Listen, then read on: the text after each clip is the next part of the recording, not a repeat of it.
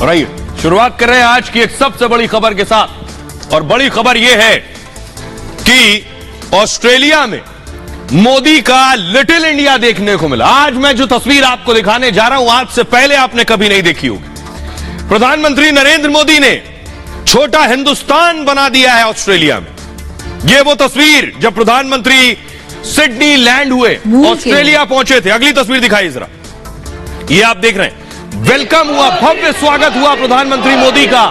लेकिन यह तो शुरुआत थी, अभी छोटा हिंदुस्तान ऑस्ट्रेलिया में बनने वाला था। अगली तस्वीर दिखाई जरा, ये आप देख रहे हैं प्रधानमंत्री नरेंद्र मोदी ने ऑस्ट्रेलिया में छोटे हिंदुस्तान का उद्घाटन किया है। शिलापट आप देख रहे हैं, प्रधानमंत्री ने कर्टन हटाया और उसके बाद देखिए जरा, ऑस्ट्रेलिया के प्रधानमंत्री से हाथ मिलाया और छोटे ऑस्ट्रेलिया को इनॉग्रेट किया है। अब मैं छोटे इंडिया को, अब मैं आपको दिखाने जा रहा हूं छोटा हिंदुस्तान जो है ऑस्ट्रेलिया में, वो दिखता कैसा है। अब तक आपको किसी ने तस्वीर नहीं दिखाई होगी छोटे हिंदुस्तान की। मैं आपको दिखाने जा रहा हूं, ये है मिनी इंडिया, लिटिल इंडिया की तस्वीर आप देख रहे हैं ऑस्ट्रेलिया में। ये सड़कें आप देख रहे हैं, ये इमारतें आप देख रहे हैं, ये घर आप देख रहे हैं। यहां सिर्फ और सिर्फ हिंदुस्तानी रहते हैं, हिंदुस्तानी रहते हैं, इसीलिए इस इलाके को लिटिल इंडिया में कन्वर्ट कर दिया गया है। छोटा हिंदुस्तान देख रहे हैं आप। चारों तरफ जो दुकानें आप देखेंगे, इस लिटिल इंडिया में दुकानें भी भारतीय हैं। डोसे की शॉप है, कहीं हिंदुस्तानी कोई और खाना मिल रहा है, इस तरह की सारी दुकानें हैं इस लिटिल इंडिया में। अगली तस्वीर दिखाई जरा, ये उस लिटिल इंडिया की दूसरी तस्वीर है। फुल स्क्रीन लीजिए जरा, दोनों तस्वीरें ये आप देख रहे हैं। हैरिस पार्क, ये उस लिटिल इंडिया की तस्वीर आप देख रहे हैं जिसे प्रधानमंत्री नरेंद्र मोदी ने आज इनॉग्रेट किया है। आखिर इसका नाम लिटिल इंडिया क्यों पड़ा, आखिर इसका भारत से क्या ताल्लुक है, और कैसे भारत के लिए फख्र की बात है कि ऑस्ट्रेलिया में भी अब एक छोटा भारत मिलेगा आपको। इससे ज्यादा फख्र की बात, गर्व की बात किसी के लिए क्या हो सकती है कि भारत में रहने वाले शख्स के लिए ऑस्ट्रेलिया में भी अपना एक इंडिया है। देखिए जरा कैसा है ये इंडिया, ये आप देख रहे हैं, ये है लिटिल इंडिया। आगे आप एक शॉप देख रहे हैं, सुपरमार्केट, लिटिल इंडिया की। ऑस्ट्रेलिया में ये लिटिल इंडिया तैयार हो गया है। इसका पहले नाम हुआ करता था हैरिस पार्क।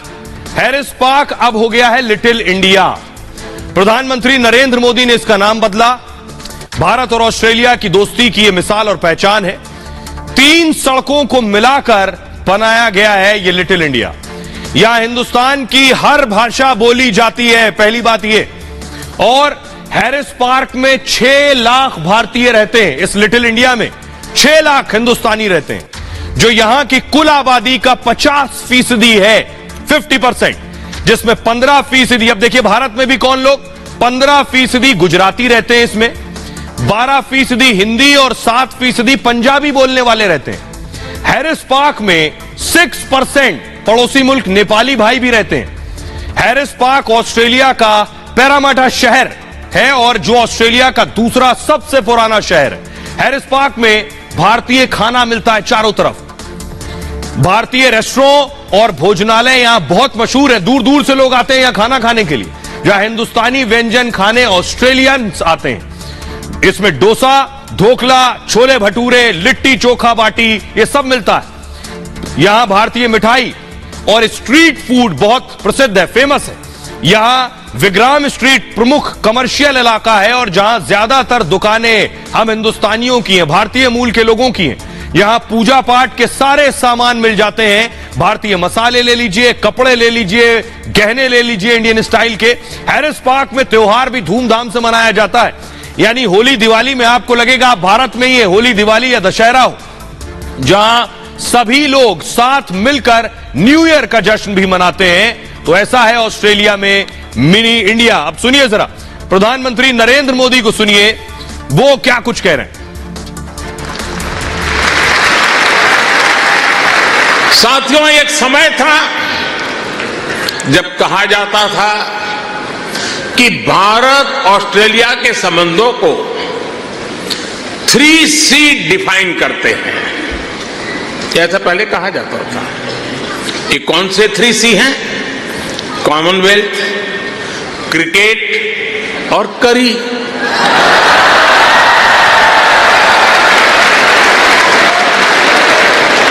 इसके बाद कहा गया कि भारत ऑस्ट्रेलिया के संबंध 3D पर आधारित है। डेमोक्रेसी, डायस्पोरा और दोस्ती।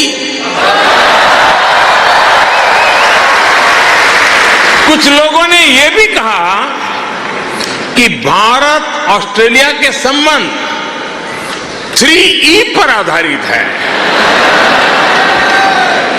एनर्जी, इकोनॉमी और एजुकेशन।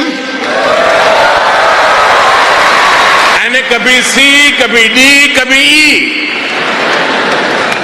अलग अलग कालखंड में ये बात संभवतः सही भी रही है, लेकिन भारत और ऑस्ट्रेलिया के ऐतिहासिक संबंधों का विस्तार इससे कहीं ज्यादा बड़ा है। और जानते हैं, इन सारे संबंधों का सबसे बड़ा आधार क्या है? जानते हैं?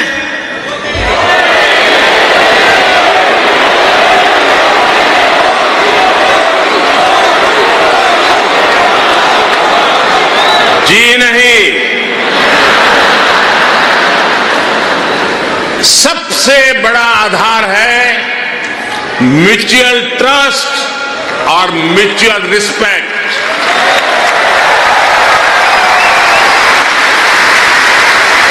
ये म्यूचुअल ट्रस्ट और म्यूचुअल रिस्पेक्ट सिर्फ भारत ऑस्ट्रेलिया के डिप्लोमेटिक रिश्तों से विकसित नहीं हुआ है।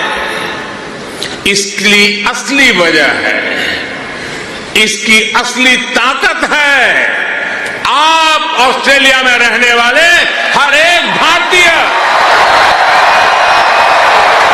आप उसकी असली ताकत है। इसकी असली वजह है ऑस्ट्रेलिया के 2.5 करोड़ से ज्यादा सिटीजन्स। आइए, प्रधानमंत्री नरेंद्र मोदी को आपने सुना मिनी इंडिया पर पीएम ने क्या कहा, लेकिन मैं आपको बताता हूं प्रधानमंत्री ने और भी कुछ बताया कि ऑस्ट्रेलिया में कौन कौन सी वो जगह है जो अब कैसे भारतीय बन चुकी है। ऑस्ट्रेलिया में भारत के बड़े बड़े क्रिकेटर्स के नाम पर भी जगह बनी हुई है। देखिए जरा ऑस्ट्रेलिया में क्या क्या है जो भारतीय है। प्रधानमंत्री नरेंद्र मोदी को देख रहे, यही जलवा था। रोड के दोनों तरफ लोग मौजूद थे प्रधानमंत्री के दीदार के लिए। अब मैं आपको बताता हूं क्या क्या है। पीएम ने बताया ऑस्ट्रेलिया में एक जगह है जिसका नाम है पैरामाटा स्क्वायर, और प्रधानमंत्री ने बताया कि ये जो पैरामाटा स्क्वायर है, ये पैरामाटा स्क्वायर अब परमात्मा चौक हो गया है। अगला देखिए, प्रधानमंत्री ने बताया ऑस्ट्रेलिया में बिग्राम स्ट्रीट है, और ये बिग्राम स्ट्रीट जो है अब ये विक्रम स्ट्रीट हो गया है। जो हैरिस पार्क है, हैरिस पार्क जो जगह है उसे लोग हरीश पार्क कहते हैं।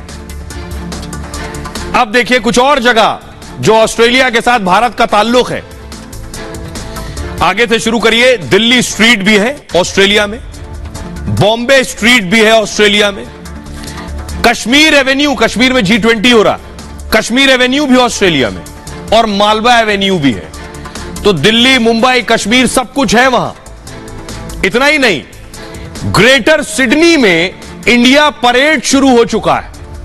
सिडनी के पास लखनऊ नाम की भी जगह है जहां लखनऊ की बास्केट चाट मिलती है। प्रधानमंत्री ने बताया, इस चाट का भी जिक्र किया कि लखनऊ तो है लेकिन देखना पड़ेगा चाट मिल रही है या नहीं। यहां जयपुर की दूध जलेबी भी मिलती है। ऑस्ट्रेलिया में भारतीयों के नाम पर भी सड़कें हैं। मेलबर्न के रॉक बैंक में कोहली क्रिसेंट है। यहां तेंदुलकर ड्राइव नाम से भी सड़क है, और कपिल देव और वीवीएस लक्ष्मण के नाम पर भी सड़कें हैं। ये सारी बातें प्रधानमंत्री ने अपने संबोधन में भी जोड़ी हैं। सुनिए जरा, प्रधानमंत्री नरेंद्र मोदी जब लगभग 20,000 भारतीयों के सामने बोल रहे थे तो उन्होंने भारतीय खानों का भी जिक्र किया, भारतीय इलाकों का भी जिक्र किया, और क्रिकेटर्स का भी जिक्र किया। सुनिए जरा। साथियों, ऑस्ट्रेलिया के लोग, यहां के निवासी इतने विशाल हृदय के हैं, दिल के इतने अच्छे और सच्चे हैं कि भारत की इस विविधता को खुले दिल से स्वीकारते हैं।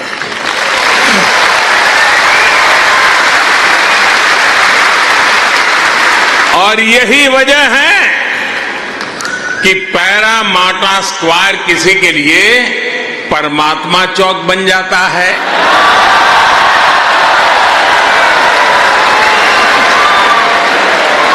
विक्रम स्ट्रीट भी विक्रम स्ट्रीट के रूप में मशहूर हो जाती है और हैरिस पार्क कई लोगों के लिए हरीश पार्क हो जाता है।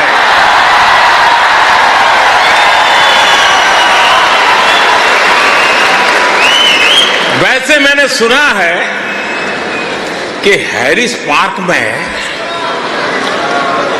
चटकाट की चाट,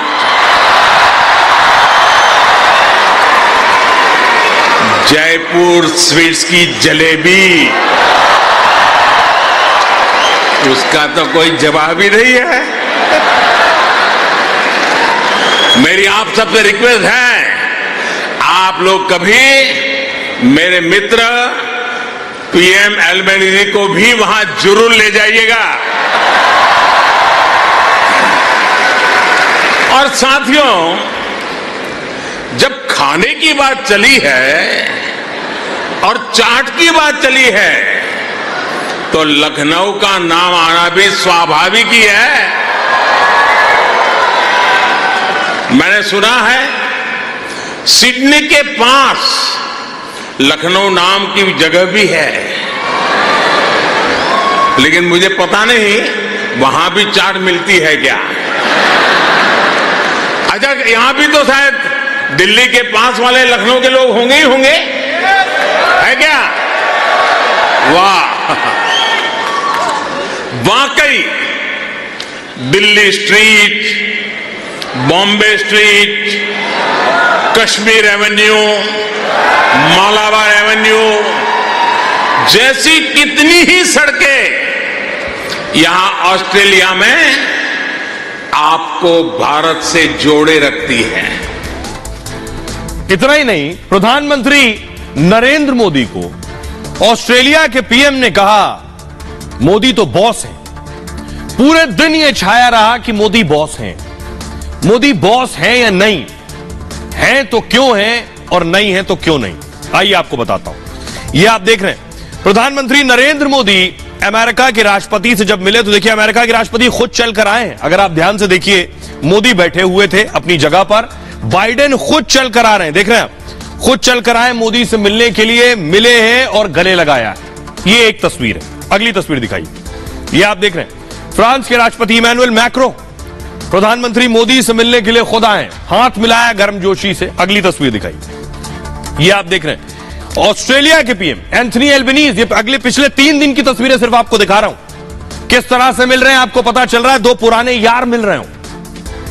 इस मुलाकात से पता चल रहा है, वरना सामान्य मुलाकात आपने शाहबाज और पुतिन की भी देखी है, यह मुलाकात अलग है। और इतना ही नहीं, प्रधानमंत्री नरेंद्र मोदी से लगा भी है कि न्यूजीलैंड के पीएम को पता चला कि मोदी आए हैं तो वो न्यूजीलैंड से आ गए मिलने। अगली तस्वीर दिखाइए। यह आप देख रहे हैं न्यूजीलैंड के पीएम क्रिस हिपकिंस, पता चला मोदी आए तो उनसे मिलने के लिए चले गए, मुलाकात करने के लिए। ऐसा बहुत कम होता है। अब मैं आपको बताता हूं कि क्यों मोदी को, अगर ऑस्ट्रेलिया के पीएम कह रहे हैं कि मोदी बॉस हैं, तो ऐसा है तो क्यों है। इसके पीछे की बड़ी वजह क्या है कि दुनिया मोदी को अब बॉस मान रही है। देखिए, अब मैं आपको बताऊंगा। ये आप देख रहे हैं तस्वीर खुद सब कुछ कह रही है कि मोदी बॉस है या नहीं है। ऑस्ट्रेलिया ने मोदी का लोहा माना है। एंथनी एल्बनीज ऑस्ट्रेलिया के पीएम है, मोदी की जमकर तारीफ कर रहे हैं। ऑस्ट्रेलिया के पीएम एंथनी एल्बनीज हैं, जिन्होंने यह बात कही। एल्बनीज ने कहा प्रधानमंत्री नरेंद्र मोदी तो बॉस हैं, ऑस्ट्रेलिया में उनका स्वागत और सम्मान की बात कर रहे हैं। आखिर एंथनी एल्बनीज ने ऐसा क्यों कहा? सवाल यह है, उन्होंने इसलिए कहा इस वक्त G20 का बॉस कौन है? इंडिया। हिंदुस्तान G20 की अध्यक्षता कर रहा है। भारत में लगातार G20 की बैठकें चल रही हैं। श्रीनगर में G20 बैठक हुई, दुनिया में चर्चा बनी हुई है। पाकिस्तान और चीन के विरोध के बावजूद यह बैठक हो रही है। SCO की अध्यक्षता भारत कर चुका है। पिछले साल भारत सुरक्षा परिषद का अध्यक्ष था और बाइडेन का मोदी से ऑटोग्राफ मांगना, बाइडेन कह रहे हैं मोदी जी ऑटोग्राफ दे दो। मैक्रो का मोदी की तारीफ में कसीदे पढ़ना। पापुआ न्यू गिनी के पीएम को आप देख रहे हैं उधर पांव छू रहे हैं मोदी के। कोरोना काल में मोदी दुनिया की मदद कर रहे थे जब लोग अपनी वैक्सीन बचा कर रख रहे थे। तुर्की में भूकंप आया तो मानवीय मदद मोदी भेज रहे थे। बेशक तुर्की विरोध करता हो भारत का, लेकिन मोदी बुरे वक्त में हमेशा इंसानियत दिखाते हैं और आगे बढ़कर मदद करते हैं। रूस यूक्रेन युद्ध पर भारत का स्टैंड बिल्कुल क्लियर था, किसी का पक्ष नहीं। चीन के खिलाफ भारत की रणनीति स्पष्ट है और आतंकवाद पर संयुक्त राष्ट्र में दो टूक भी जवाब देता आया हिंदुस्तान। पीएम मोदी को दुनिया का बॉस मानता है। यह वजह है बॉस मानने की। आइए अब जो बॉस मान रहा है उसको सुन भी लेते हैं। ऑस्ट्रेलिया के प्रधानमंत्री एंथनी एल्बनीज को सुनिए जरा। उन्होंने जब कहा कि मोदी बॉस है, उस वक्त पूरा वो एरिया, वो इलाका जिसे ओलंपिक एरिया भी कहते हैं, एरिना, उसमें तालियों की गूंज और गड़गड़ाहट सुनाई दे रही थी। सुनिए। I said to my friend the Prime Minister before, the last time I saw someone on the stage here was Bruce Springsteen, and he didn't get the welcome that Prime Minister Modi has got.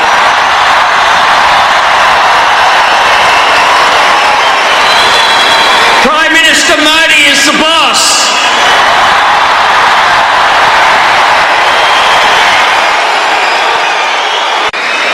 I said to my friend the Prime Minister before, the last time I saw someone on the stage here was Bruce Springsteen, and he didn't get the welcome that Prime Minister Modi has got.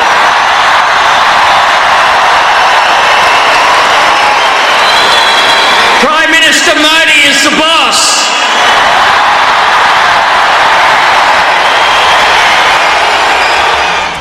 तो आपने सुन लिया क्या कह रहे हैं Australia के PM कि प्रधानमंत्री नरेंद्र मोदी बॉस है। अब मैं आपको बताता हूं कि भारत पूरी दुनिया में बसता है, सिर्फ ऑस्ट्रेलिया में ऐसा नहीं है कि मिनी इंडिया बन गया।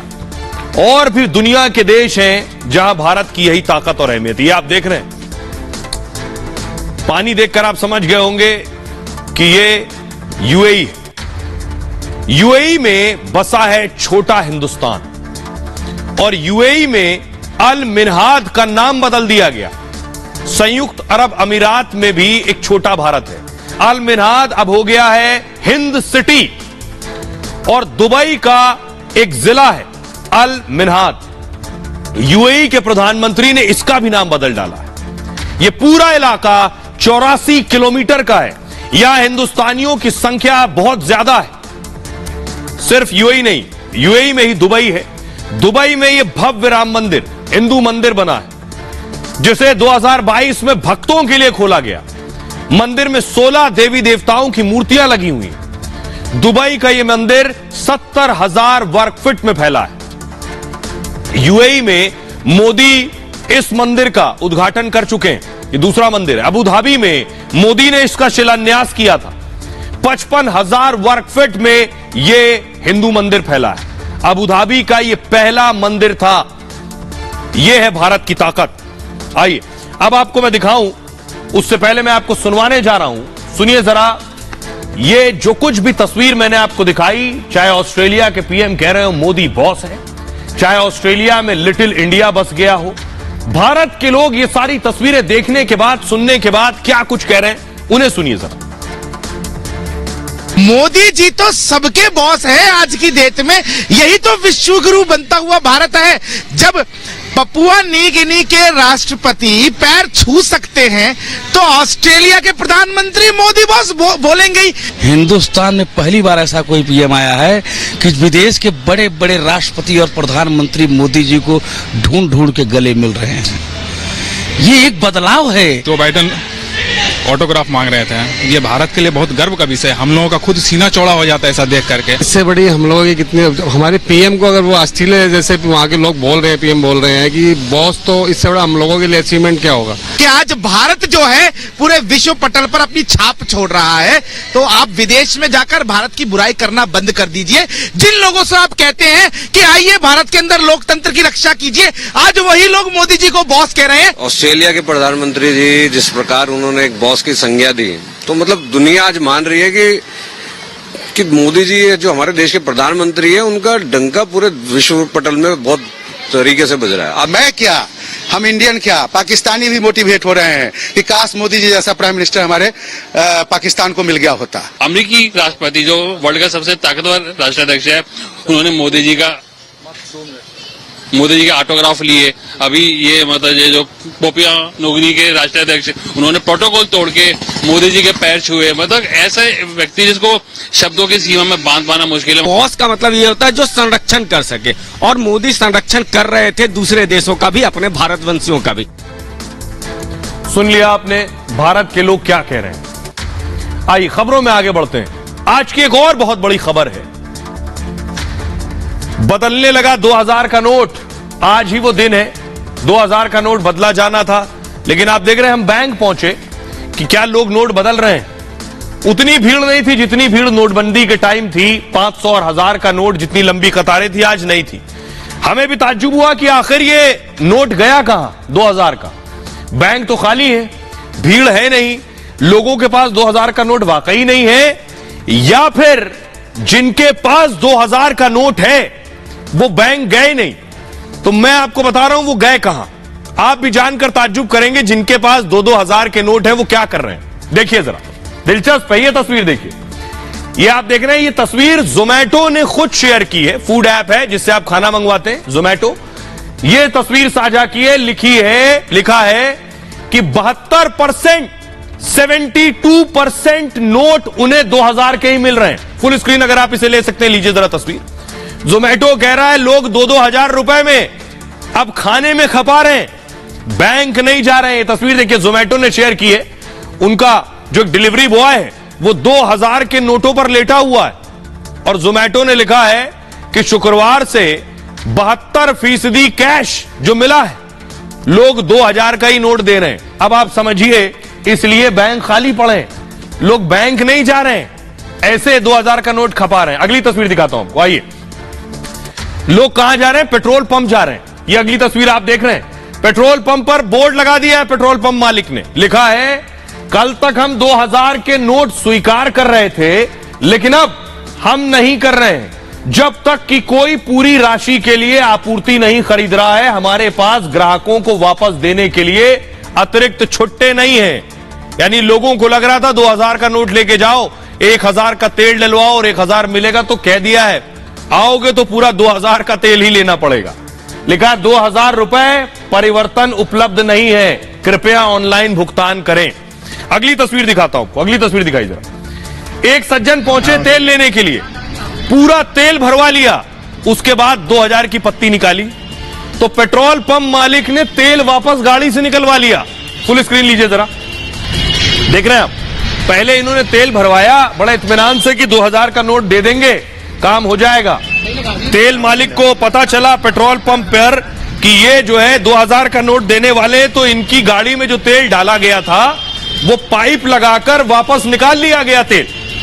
तो यही वजह है कि बैंक खाली पड़े हैं। आइए आपको बताता हूं मैं कि लोग कहां कहां जा रहे हैं। 2000 रुपए खप रहे हैं किस जगह पर, अलग अलग जगह है, लेकिन बैंक नहीं जा रहे हैं लोग। देखिए जरा तस्वीर, अब मैं आपको बताता हूं कहां कहां। पहली तस्वीर देखिए जरा, ये आप देख रहे हैं पेट्रोल पंप आ गए। पहले 200 के पेट्रोल में 2000 का नोट दिया, यानी पेट्रोल 200 को लेना है, नोट 2000 का। पेट्रोल पंप वालों ने परेशान होकर नोटिस लगा दिया, लिख दिया 2000 दिया तो 2000 का ही तेल लेना होगा, 100-200 के तेल पर 2000 का नोट नहीं लिया जाएगा। तो कहीं बिना लिखे 1000 का तेल डालने का नियम रख दिया गया है। अब आइए कहां खपा रहे हैं, यह दिलचस्प है। बच्चों की फीस भर रहे हैं लोग। जिन बच्चों की फीस स्कूल में अब तक जमा नहीं थी, माता पिता ने 2000 के नोट में फीस जमा करनी शुरू कर दी है। और पूरे पूरे साल की फीस जमा करे दे रहे हैं। कह रहे हैं 4 साल की ले लो, 5 साल की फीस जमा कर रहे हैं। ये हाल है। फीस की रसीद अगर मिल रही है तो ठीक है, नहीं भी दे स्कूल तो भी चलेगा। 8वीं के बच्चे की फीस 12वीं तक लोग जमा करने को तैयार हैं। सोचिए, बच्चा आज 8वीं में है, कह रहे हैं 12वीं तक की फीस जमा कर लो। हालांकि कहा जा रहा है कि स्कूलों ने 8वीं के बच्चे की 9वीं तक तो फीस ले ली है। दिल्ली एनसीआर में कुछ स्कूलों में 20 और 21 मई को भी फीस काउंटर खुल गए। सोचिए, 20 और 21 को फीस काउंटर खुले। अब पैसा दूसरा कहां खप रहा है? सुपरमार्केट में। 2000 का नोट बंद हुआ तो पार्टियां शुरू हो गई। फूड ऐप पर ऑर्डर कैश ऑन डिलीवरी किए गए, यानी अब ऑनलाइन पैसा नहीं दे रहे हैं, कैश दे रहे हैं। डिलीवरी बॉय को कैश में 2-2 हजार रुपए के नोट दिए गए। तस्वीर मैंने आपको जोमेटो की दिखाई शुरू में। जोमेटो ने खुद सोशल मीडिया पर ट्वीट किया, लिखा कैश ऑन डिलीवरी में 72% 2000 के नोट मिले। अब देखिए तीसरी जगह कौन सी है? तीसरी जगह है ये मार्केट। 2000 का नोट बंद हुआ तो लोग बाजार पहुंच गए फौरन। पुराना एसी सही था, फिर भी नया खरीद लिया। गर्मियों में भी सर्दियों के कपड़े भी लोग ढूंढ रहे हैं। कई जूतों के पेमेंट में 2-2 हजार के नोट दिए जा रहे हैं। दुकानदार 2000 का नोट लेने से मना भी नहीं कर सकते हैं। खरीदार आया है, सर्दी के कपड़े गर्मी में खरीद ले रहा है, तो ले लो 2000 का नोट। दावा है कि दुकानदारों ने चेंज नहीं का बहाना बनाकर नोट नहीं लिया। ऐसी भी जगह कई हुई, बहुत से अस्पतालों से भी ऐसी खबरें आई। अब देखिए और क्या कर रहे हैं जिनके पास नोट है। बड़े बड़े शोरूम के बाहर लाइन लगाकर लोग खड़े हैं कि गाड़ियों की बुकिंग के लिए झोले में लोग कैश ले लेकर पहुंच रहे हैं। तो कहीं फ्लैट के लिए कैश में बुकिंग कर दी गई। दावा यह है कि रियल एस्टेट वालों ने भी कॉल करके लोगों का ऑफर ले लिया, कैश दो और फ्लैट की बुकिंग कर लो। इस सेक्टर में टर्नओवर दोगुना होने की उम्मीद जताई जा रही है। अब देखिए बचा कुचा माल अब कहीं विदेश भेज दिया जाए या इधर से उधर ट्रांसफर, तो हवाला भी शुरू हो गया है। हवाला कारोबार के जरिए पैसा इधर से उधर हो रहा है। 19 मई को 2000 का नोट बंद होने का ऐलान किया गया। दावा है इस दिन हवाला में डॉलर का रेट 85.50 रुपए यानी 85.5 रुपए था, जो कि बाद में बढ़कर 81 से 88 रुपए तक पहुंच गया। मतलब लोगों ने 2000 का नोट डॉलर में निवेश कर दिया। अब दावा यह है कि डॉलर का मौजूदा रेट 91 रुपए के करीब है। यह स्थिति है।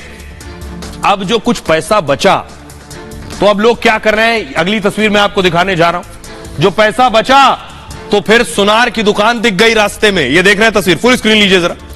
तो बहुत से लोग ज्वेलर शॉप पहुंच रहे हैं और आपको बताऊं कि सोने के दाम भी बढ़ गए। लोगों ने नोट बदलवाने से, जमा कराने से बेहतर समझा है। जो उपाय मैंने आपको बताया वो तो आपने देख सुन लिए, लेकिन ये देखिए जरा कि कैसे लोग सोना खरीदने पहुंच गए। भीड़ लगी है सोने की दुकानों पर, भारी संख्या में लोग पहुंच रहे हैं। सोने के दाम तेजी से बढ़ रहे हैं। क्या सारा पैसे का सोना खरीद लेंगे जिनके पास 2-2 हजार रुपए के नोट हैं? तो देखिए जरा लोगों ने कितना सोना खरीदा है। ये देख रहे हैं आप, ये 2-2 हजार के नोट पता चला बंद है तो इधर इन्वेस्ट होगा, ये तो बढ़ता ही रहेगा। नोटबंदी हुई तो ज्वेलरी की खरीद शुरू हो गई है। 2000 के नोट से सोना चांदी जमकर खरीदा गया। भीड़ बढ़ी तो कुछ जगह ज्वेलर्स ने पैसे भी बढ़ा दिए। कहीं कहीं 5 से 10% तक प्रीमियम चार्ज लगा दिया गया।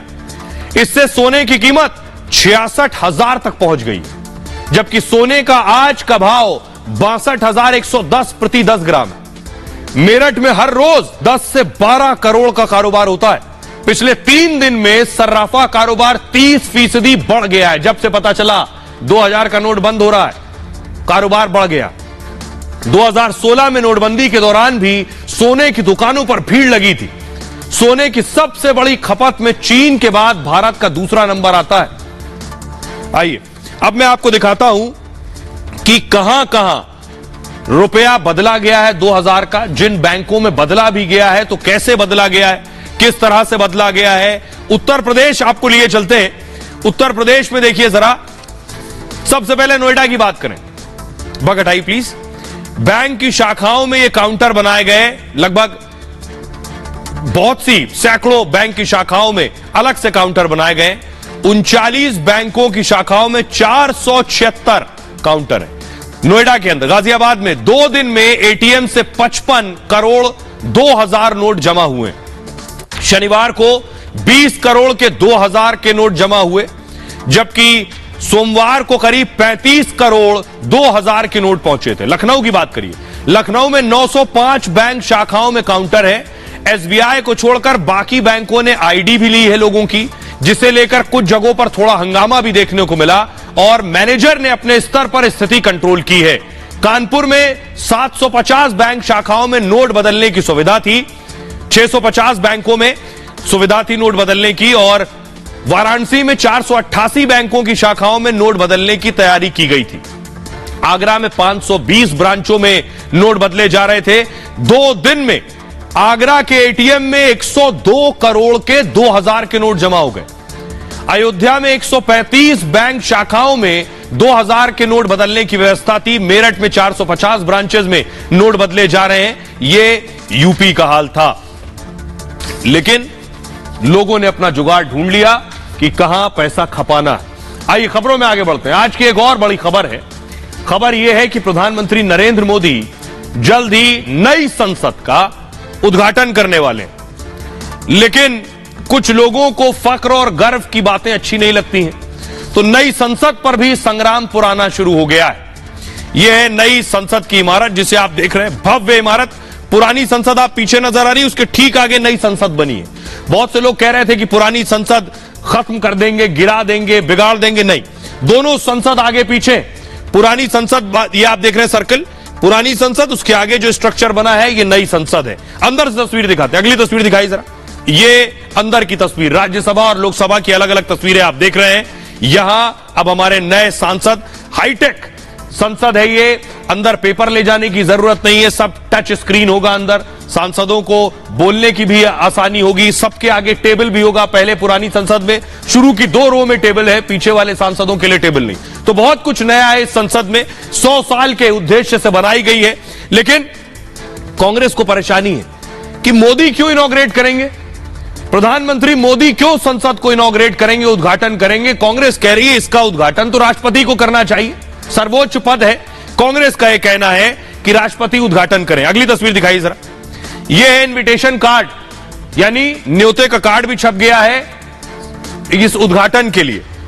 लिखा है new building of parliament inaugurated bye, मतलब प्रधानमंत्री नरेंद्र मोदी इसका इनॉग्रेट करेंगे।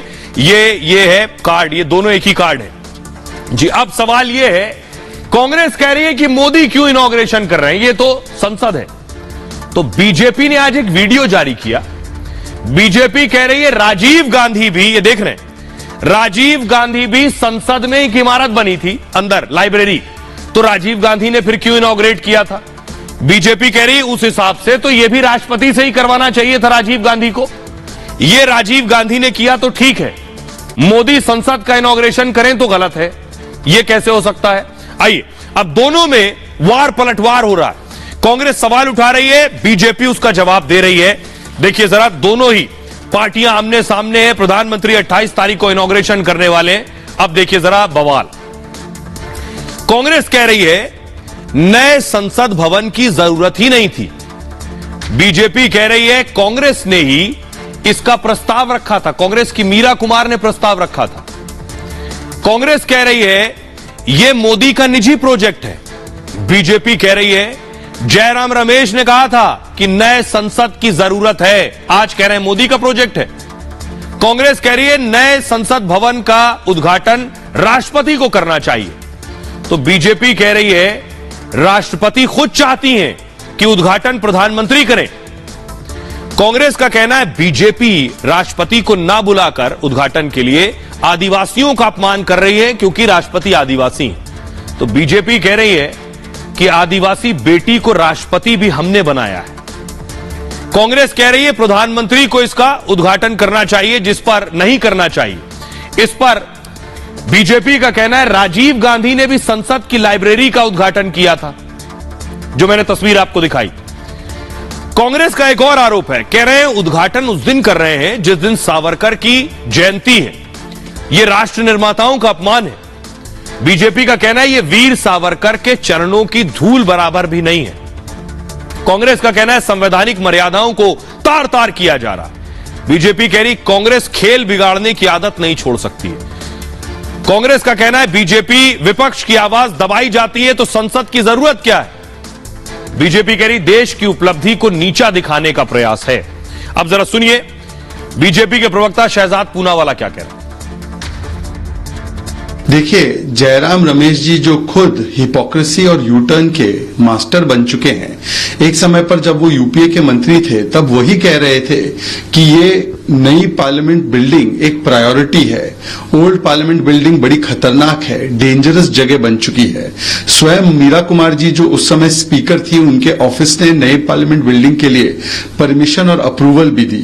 तो उस समय पर मतलब 2011, 12, 13 में जो प्रायोरिटी था, आज 2023 में जब उस काम को आगे ले जाया गया है तो वैनिटी कैसे बना, तब जबकि हाई कोर्ट ने और सुप्रीम कोर्ट ने दोनों ने इस प्रोजेक्ट पर मुहर लगाते हुए कहा है कि यह प्रोजेक्ट नेशनल इंपॉर्टेंस का है।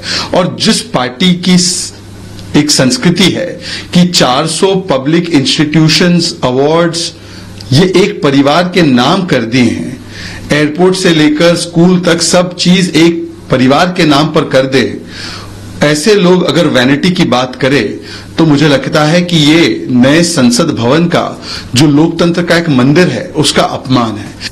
अब देखिए जरा, हर बार विरोध होता है। दरअसल कांग्रेस, बीजेपी का कहना है कांग्रेस को सबसे ज्यादा जो बात चुभ रही है वो ये कि इस नई संसद के साथ मोदी का नाम हमेशा हमेशा के लिए जुड़ जाएगा।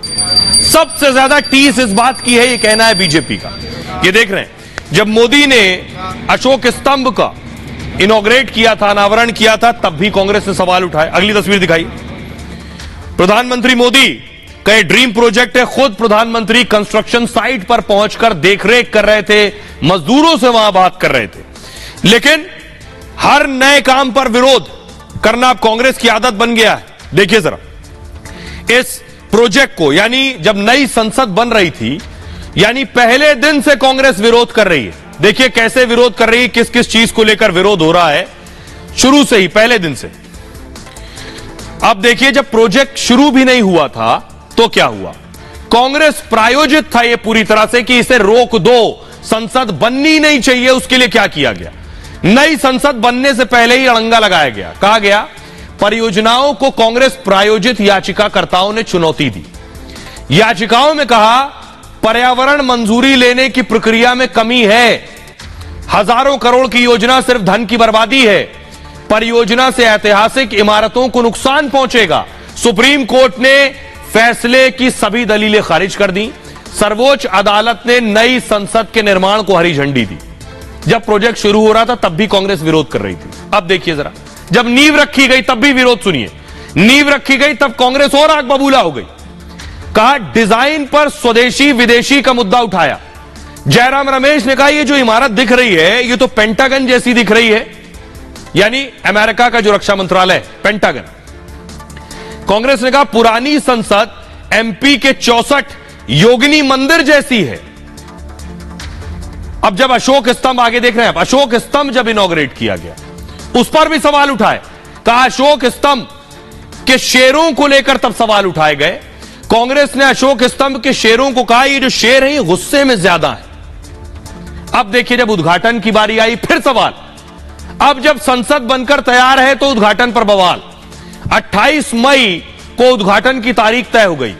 कह रहे हैं भाई 28 मई क्यों रखा, ये तो सावरकर साहब की जयंती है, उस दिन उद्घाटन क्यों कर रहे हो। इस दिन उद्घाटन राष्ट्र निर्माताओं का अपमान है। तारीख के साथ ही उद्घाटन करने वाले पर भी सवाल उठा रहे हैं। पहले कह रहे हैं 28 मई क्यों, अब कह रहे हैं मोदी से क्यों करवा रहे हो, राष्ट्रपति से उद्घाटन करवाना चाहिए। तो हर चीज पर सवाल उठा रहे हैं। अब देखिए मैं आपको बताता हूं, बीजेपी भी जवाब दे रही है। बीजेपी जवाब दे रही, ग्राफिक्स रिलीज करिए प्लीज, ग्राफिक्स हटाइए। बीजेपी कह रही है, वीडियो दिखाइए जरा। बीजेपी कह रही है कि 1987 में, फुल स्क्रीन लीजिए इसे, 1987 में तो राजीव गांधी ने भी उद्घाटन किया था। ये आप देख रहे हैं राजीव गांधी की तस्वीर बीजेपी ने शेयर की है 1987 की। उनका कहना है राजीव गांधी, उस वक्त संसद की लाइब्रेरी बनी थी, अब संसद में निर्माण कार्य हुआ और किसी चीज का इनॉग्रेशन होना है तो उसी लॉजिक के साथ जो लॉजिक कांग्रेस दे रही है, बीजेपी कह रही है, तो राजीव गांधी ने क्यों उद्घाटन किया था? यह उद्घाटन आखिर क्यों नहीं राष्ट्रपति से करवाया गया? अब मैं आपको बताता हूं, बीजेपी कांग्रेस को याद दिला रही है उनके उद्घाटन, जिस पर कहा जा रहा है मोदी क्यों उद्घाटन कर रहे हैं। बीजेपी कह रही है हम आपको बताते हैं आपने किस किस चीज का उद्घाटन किया है, तब क्यों नहीं सोचा कि कोई दूसरा उद्घाटन कर ले। ग्राफिक्स प्ले कीजिए प्लीज। ये आप देख रहे हैं। सबसे पहले संसद से शुरू करेंगे। कांग्रेस ने खुद प्रधानमंत्री के उद्घाटन की परंपरा शुरू की। संसद में कई उद्घाटन कांग्रेस के काल में प्रधानमंत्री ने ही किए हैं। यहां से शुरू करते हैं, इंदिरा गांधी से। 1975 में इंदिरा गांधी ने संसद एनेक्सी का उद्घाटन किया। बीजेपी कह रही तब राष्ट्रपति से क्यों नहीं करवाया? यह इमारत संसद भवन का अहम अंग है, लेकिन उद्घाटन में तब राष्ट्रपति को बुलाया नहीं गया। बीजेपी कह रही है 1987 में राजीव गांधी ने भी संसद में उद्घाटन किया। राजीव गांधी पीएम थे तो लाइब्रेरी की आधारशिला रखी थी। बाद में पीएम रहते संसद की लाइब्रेरी का उद्घाटन भी कर दिया खुद। उस वक्त भी राष्ट्रपति को नहीं बुलाया गया, क्यों? इतना ही नहीं, यह तो संसद की बात हो गई। जब मनमोहन सिंह प्रधानमंत्री थे तब कौन उद्घाटन करता था? बीजेपी सवाल पूछ रही है। सोनिया गांधी यूपीए सरकार में किसी पद पर नहीं थी, सरकार में नहीं थी वो, लेकिन कई बड़ी परियोजनाएं, सरकारी परियोजनाओं की शुरुआत सोनिया गांधी करती थी। 2010 में सोनिया गांधी ने अटल टनल की आधारशिला रखी। 2009 में सोनिया गांधी ने मुंबई वर्ली सीलिंग का उद्घाटन किया, जबकि देश का प्रधानमंत्री कौन था? डॉक्टर मनमोहन सिंह। सवाल यह कि सोनिया गांधी आखिर किस पद, किस मकसद के साथ उद्घाटन कर रही थी? 2009 में सोनिया गांधी ने रायबरेली में रेल कोच फैक्ट्री का उद्घाटन किया था। अब यही सवाल बीजेपी उठा रही है। अब सुनिए जरा, शहरी विकास मंत्री, मोदी सरकार में मंत्री हरदीप पुरी साहब क्या कह रहे हैं। इंदिरा जी प्रधानमंत्री थी, उन्होंने पार्लियामेंट एनेक्स की इनॉग्रेशन की थी, ठीक है। दूसरी डेट है जहां तक मुझे याद आता है 87 की 15 अगस्त 87 में राजीव जी जब प्रधानमंत्री थे उन्होंने पार्लियामेंट लाइब्रेरी की। आपके हेड ऑफ गवर्नमेंट इनॉग्रेट कर सकते हैं पार्लियामेंट की एनेक्सी को और लाइब्रेरी को, तो हम इस समय के हेड ऑफ गवर्नमेंट क्यों नहीं कर सकते? आइए, अब एक बहुत बुनियादी बात है कि लोग कहेंगे, शुरू में कहा गया जब यह बिल्डिंग बन रही थी तो कहा गया कि यह मोदी की इमारत है, मोदी अपने लिए बनवा रहे हैं, मोदी का घर बन रहा है।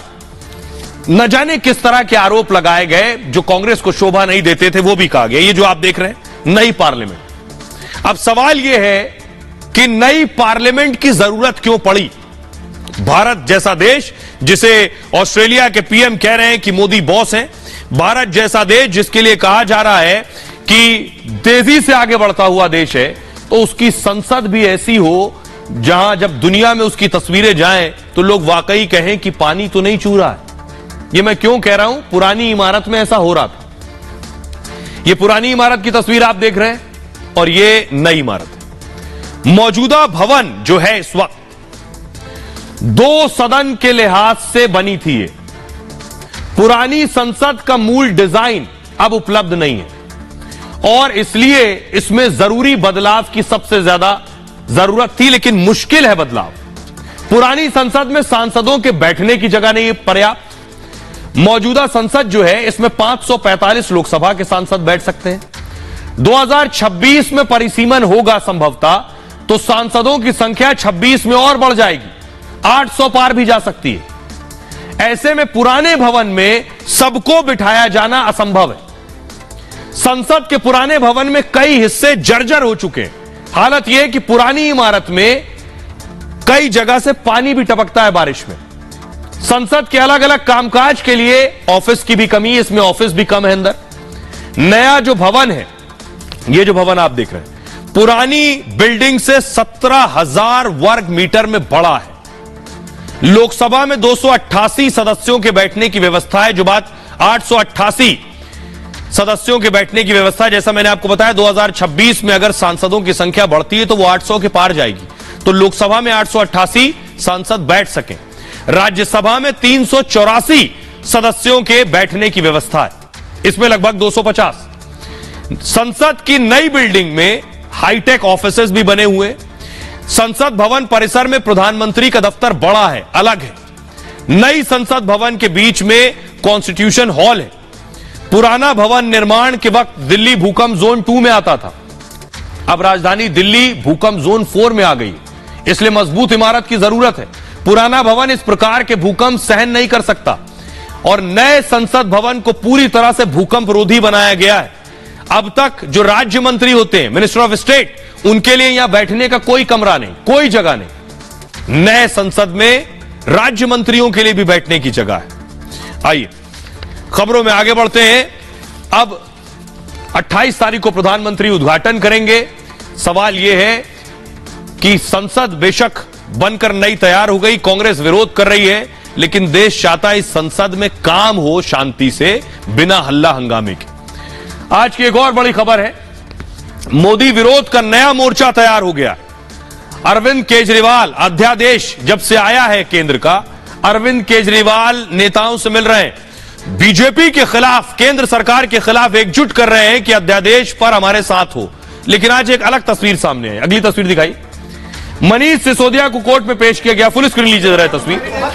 मनीष सिसोदिया को कोर्ट में पेश किया गया। मीडिया वाले बात करने की कोशिश कर रहे थे, पुलिस वाले ने उन्हें मीडिया से रोका बात करने। देख रहे हैं तस्वीर, आप तस्वीर देखिए, सारे कैमरे हटाए और ये देखिए सिसोदिया को पकड़ा, उनके गले में हाथ डाला और ये देखिए गले में हाथ डालकर उन्हें ले गया।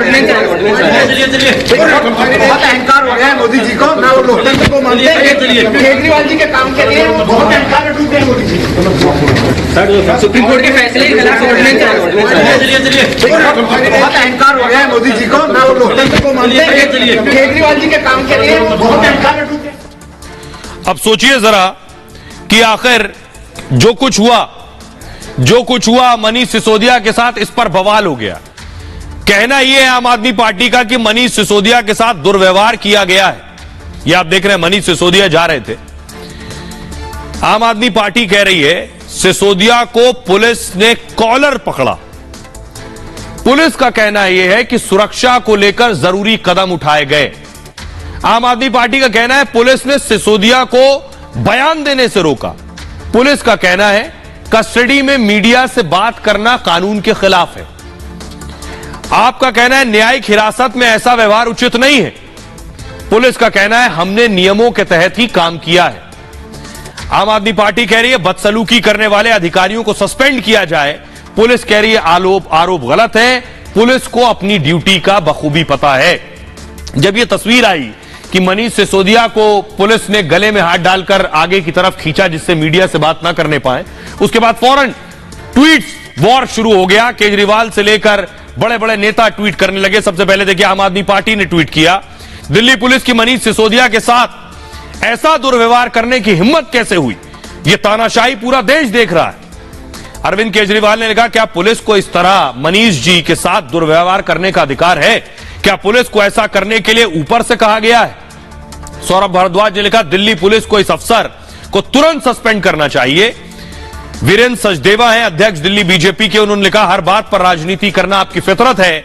वीडियो में दिख रहा है कि पुलिस अधिकारी सिसोदिया को जल्दी से निकालने का प्रयास कर रहे हैं। अब सामान्य लोग भी उस पर लिख रहे हैं। निर्मल बर्नवाल ने लिखा पुलिस अफसर ने आपको सुरक्षा देने के लिए अपनी बाहों को मजबूती से फैला दिया, कितना बेवकूफ बनाओगे जनता को। शमा परवीन लिख रही हैं मनीष सिसोदिया के साथ यह हरकत बेहद शर्मनाक है, दिल्ली पुलिसकर्मी ने गर्दन पकड़ी, यह बदसलूकी निंदनीय है।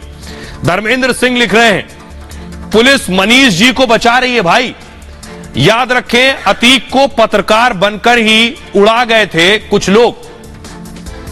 आइए अब मैं आपको दिखाने जा रहा हूं कि कैसे, एक तो मनीष सिसोदिया का एपिसोड अलग है, लेकिन दूसरी तस्वीर में आपको दिखा रहा हूं अध्यादेश पर केजरीवाल नेताओं को एकजुट कर रहे हैं। आज केजरीवाल भगवंत मान के साथ गए थे और ममता बनर्जी से मिले, ये वो तस्वीर आप देख रहे हैं।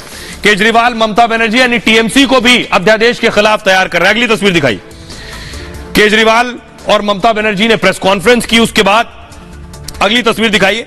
इससे पहले नीतीश कुमार से भी मिले थे अरविंद केजरीवाल। नीतीश कुमार को भेजा, उसके बाद कहां, अगली तस्वीर दिखाई जरा, नीतीश कुमार को भेजा कांग्रेस के पास कि कांग्रेस भी उनके साथ आ जाए अध्यादेश पर। अब अध्यादेश तो बन गया, लेकिन अध्यादेश 6 महीने के लिए होता है। अगर उसके बाद पार्लियामेंट सेशन शुरू हो गया तो उसे कानून के रूप में पास करवाना होता है पार्लियामेंट से, और उसके लिए चाहिए संख्या बल। राज्यसभा में संख्या बल में पेच है। तो देखिए क्या कोशिश है, केंद्र के अध्यादेश को लेकर केजरीवाल की यह मुहिम है। विरोधी नेताओं से मिलकर समर्थन जुटाने की कोशिश है उनकी। आज कोलकाता में ममता बनर्जी से मुलाकात की केजरीवाल ने। ममता ने अध्यादेश पर समर्थन का वादा दिया है राज्यसभा में।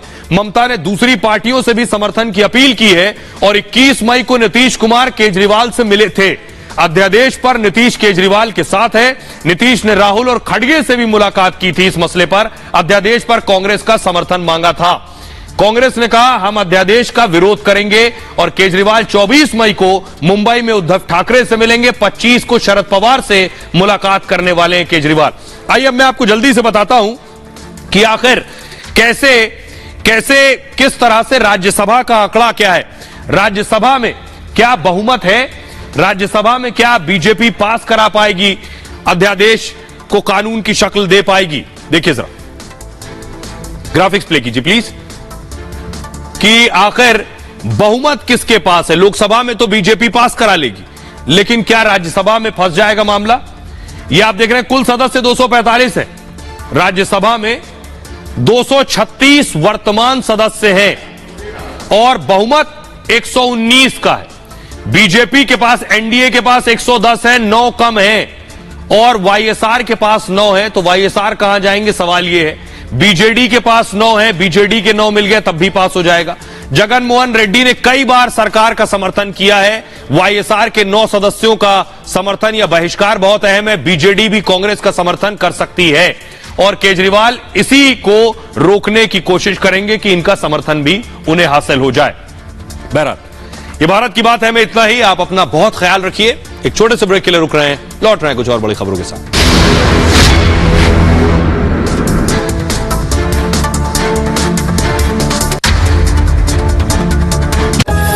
तीखी जांच वाला